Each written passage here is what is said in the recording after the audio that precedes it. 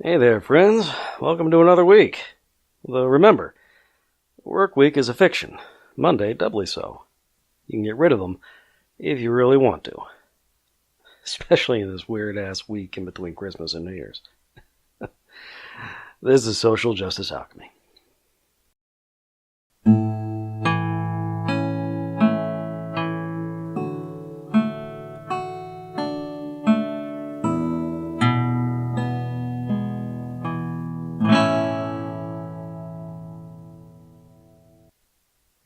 Complementary medicine.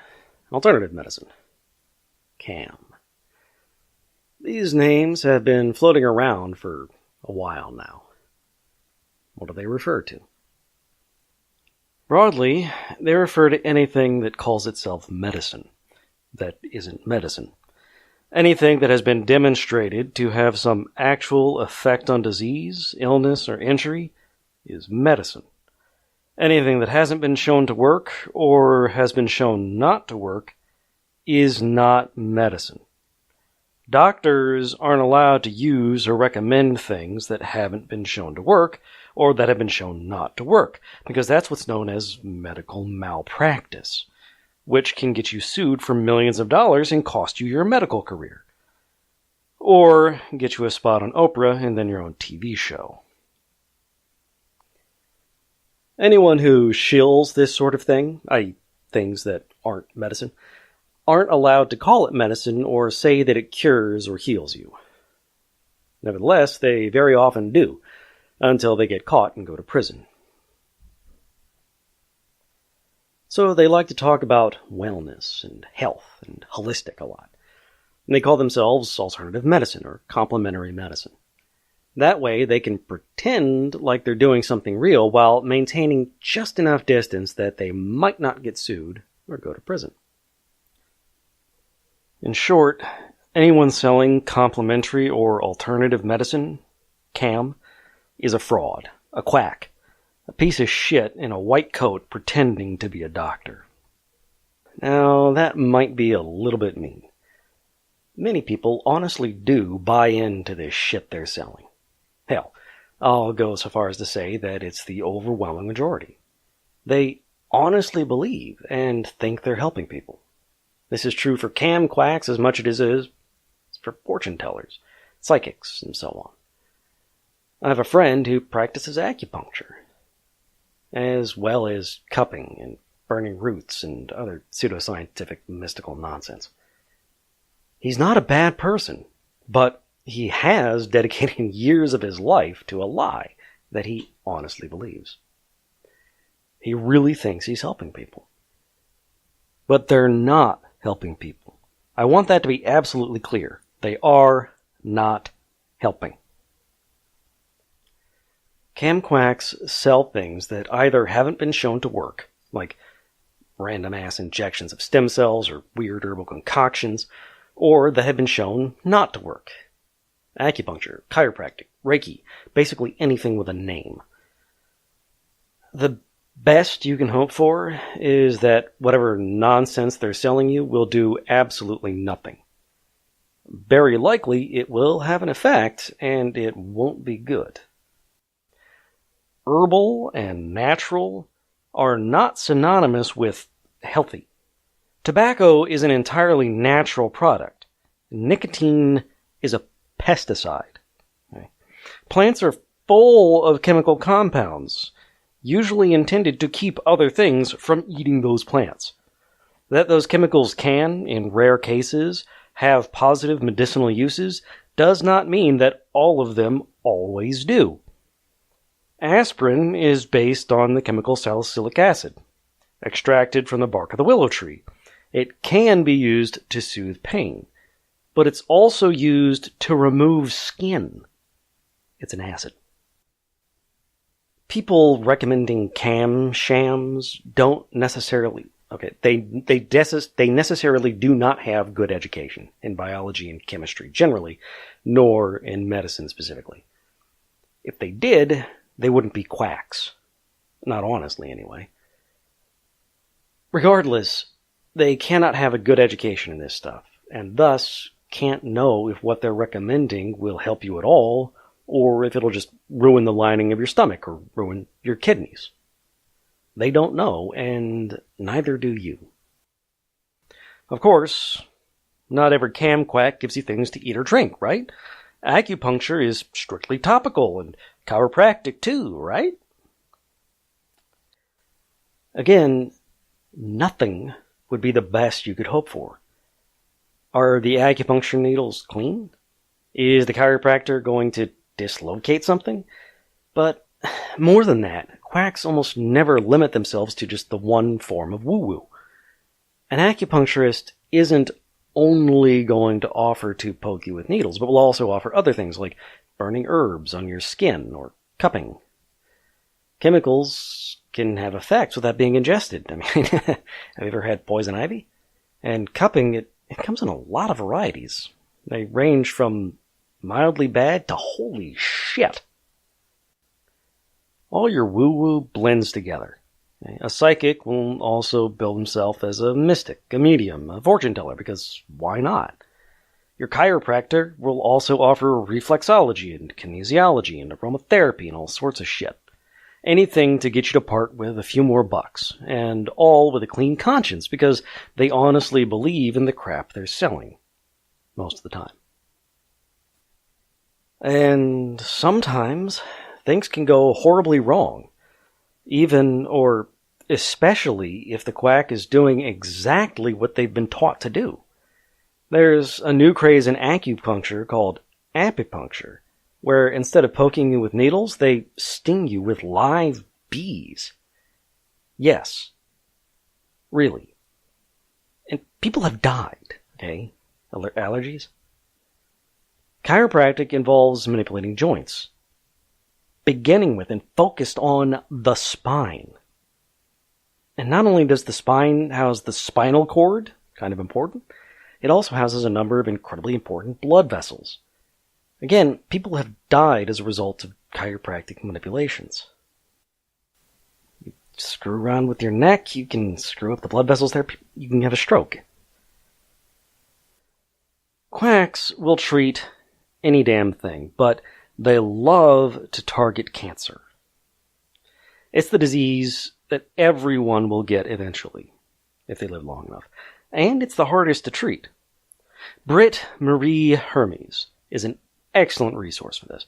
I recommend her website, naturopathicdiaries.com. Naturopathic Diaries is just all one word. Link down in the thingy. Naturopathy is a broad, deliberately non-specific brand of woo-woo that, like chiropractic, can occasionally bill itself as actual medicine, thanks to asshole politicians in Arizona and Oregon.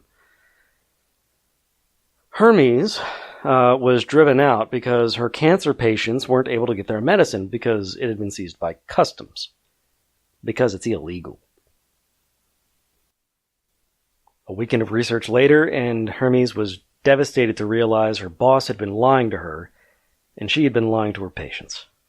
She had spent years and hundreds of thousands of dollars earning a degree that was completely worthless, and had dedicated 2 more years to helping kill and rob desperate people. She now lives in Germany, studying evolutionary biology at the University of Kiel. She'll probably never be able to pay off the loans that pay for her worthless degree, which means she'll probably never be able to return to the United States. She, like her patients, was a victim of a system that in absolutely no way intends to help people. CAM is not medicine. It's not science. CAM doesn't help people. CAM kills. The people who practice this shit usually have the best of intentions. They honestly believe what they're doing is for the best. They're wrong. In many ways, CAM practitioners are like preachers. They're caught in a terrible trap. One baited with their own good intentions. They thought they were on the path to making the world a better place, and now they're stuck with no knowledge or skills, with no path toward a new career. Their degrees are garbage. Their skills are garbage. All they have is the ability to make people feel better without actually helping them. Like a preacher becoming an atheist, A quack learning they're peddling bullshit and lies might not see a way out. I feel for them. Honestly, I do. Being stuck in a situation like that is terrible. Even the ones who still believe are trapped. I mean, their situation encourages them. It forces them to continue believing, to ignore evidence, to dig their heels in and keep going. The only way out is to abandon their identity, to walk away from their community. At least, unlike preachers, they probably won't lose family if they leave. Maybe. Still, I imagine it's a lot like contemplating suicide, just abandoning so much of your identity all at once. But as much sympathy as I have for the quacks, I have far more for the victims they make in the surrounding community. The quacks are making a living off their foolishness. Their victims aren't. Their victims are coming to them for help and receiving none. Worse, they're going to them instead of real doctors.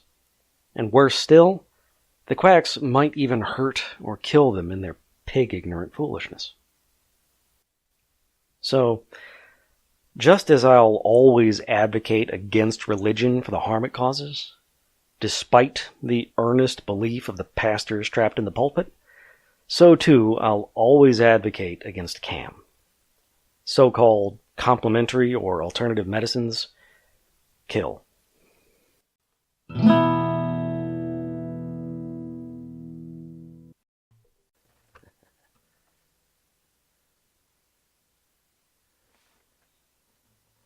As I was going over the Farf and Carra Mountains, I met with Captain Farrell as his money he was counting. I first produced me pistol and then I drew me rapier, saying, "Stand and deliver, for I am a bold deceiver." Musha-ring-dum-a-doo-dum-a-da. Back full the Dario, back full the Dario, there's whiskey in the jar. I counted up his money and it made a pretty penny. Then I put it in my pocket for to take it home to Jenny. She sighed and she swore that she never would deceive me, but the devil take a women, for they never can be easy. Musha-ring-dum-a-doo-dum-a-da. Back full the Dario, back full the Dario, there's whiskey in the jar. I went up to my chambers for all to take a slumber. I dreamt of golden jewels, and sure it was no wonder. The Jenny drew me charges, and she filled them up with water, then sent for Captain Farrell to be ready for the slaughter. Musha-ring-dum-a-doo-dum-a-da. Back full the Dario, back full the Dario, there's whiskey in the jar. It was early in the morning, just before I rose to travel, when up comes a band of footmen, and likewise Captain Farrell. I first produced my pistol, for she'd stole away my rapier, but I couldn't shoot for water, so a prisoner I was taken. Musha-ring-dum-a-doo-dum-a-da. Back full the Dario, back full the Dario, there's whiskey in the jar. Now there's some as take delight in the carriages a-rolling, and others take delight in the hurling and the bowling. But me, I take delight in the juice of the barley, and courting pretty fair maids in the morning bright and early. Musha-ring-dum-a-doo-dum-a-da. Back full the Dario, back full the Dario, there's whiskey in the jar. If anyone can aid me, 'tis me brother in the army. If I can find a station in Cork or in Killarney, and if you'll go with me, we'll go roaming in Kilkenny, and sure you'll treat me better than my own dear sporting Jenny. Musha-ring-dum-a-doo-dum-a-da. Back full the Dario, back full the Dario, there's whiskey in the jar. Yeah, I fucked up a lot there, but I don't really care. It's a fun song.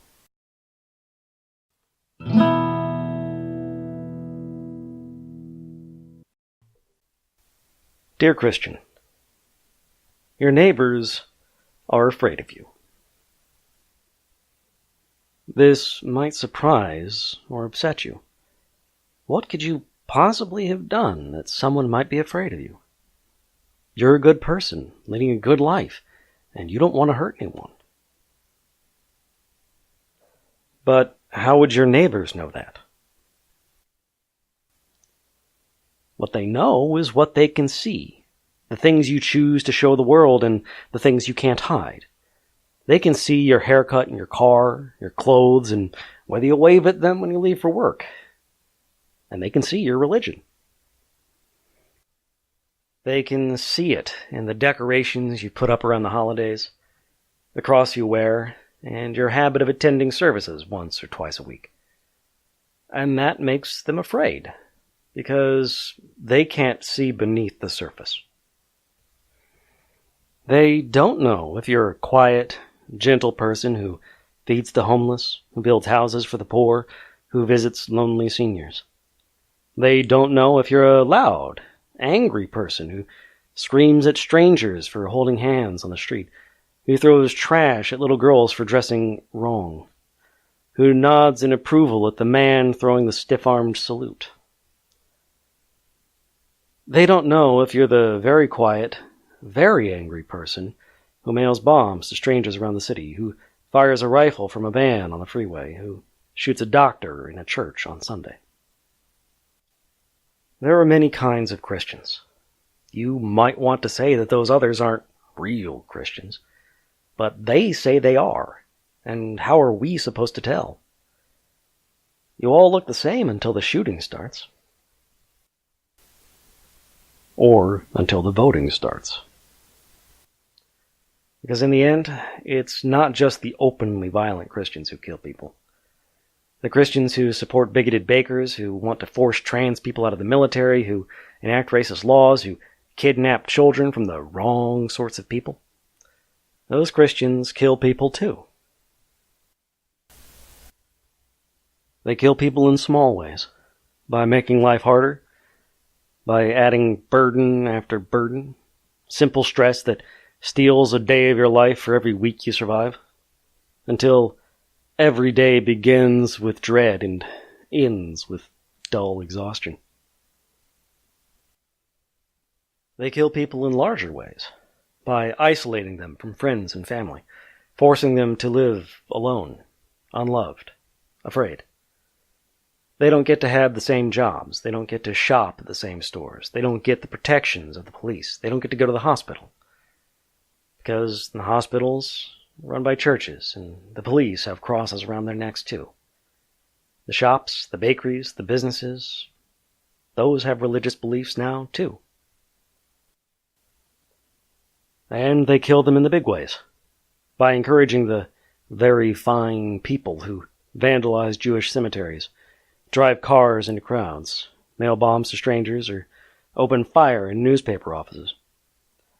By voting for people who assault journalists, who use slurs against Jews, Mexicans, black folks, or women, who promise to ban ethnic groups and minorities. Is this Christianity? You might say it's not. They say it is.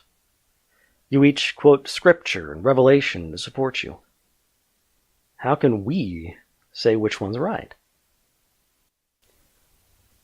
How is anyone supposed to decide? And until you do figure it out, how can we tell the difference between you? Your neighbor, John the Atheist.